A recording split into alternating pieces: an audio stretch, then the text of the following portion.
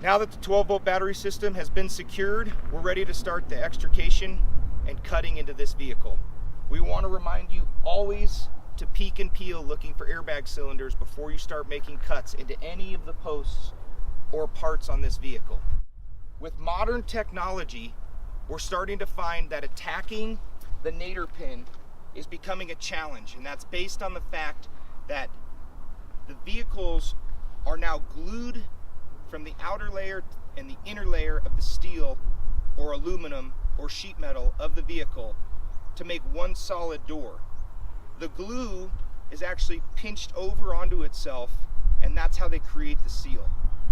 That's a problem because when you stick the spreaders into here and you try to create a gap, we're getting a delaminating effect of the vehicles. You're not actually getting to the structural integrity of this door to allow yourself to get a good spread to actually pop it off the nadir pin. We're seeing the delamination go everywhere but around where the nadir pin is. What we want to do is get people to get in the habit of attacking the hinges on the doors, which will give you a greater access point to the door and eliminate the trying to get a purchase point, creating that delamination effect. We have already removed the hood. It gives us a perfect purchase point to take the spreaders in here and actually peel this front fender away. We can look for reinforcements in case we have to do a dash lift. We can also look for airbag cylinder activation devices that would be located around the upper rail of the fender. And it will completely expose both hinges and the wire loom hole for the front door.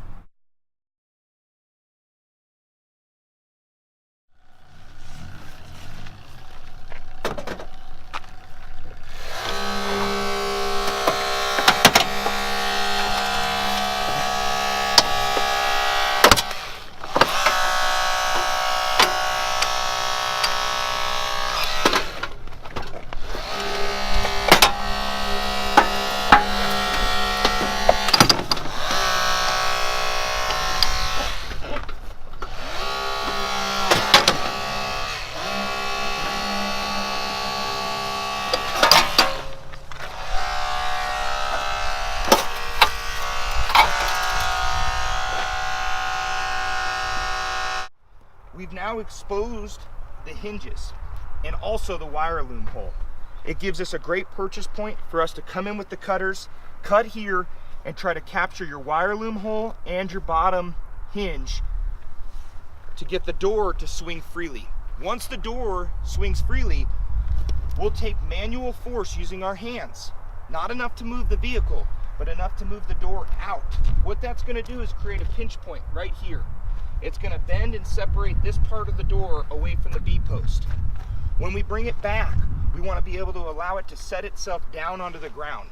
It opens this whole entire area up, creating a great purchase point for us to still get at the striker latch and the nadir pin, either with a spread first to create a little bit more room, or we might have enough room to where we can go straight in and actually make a cut right at that striker latch or nadir pin.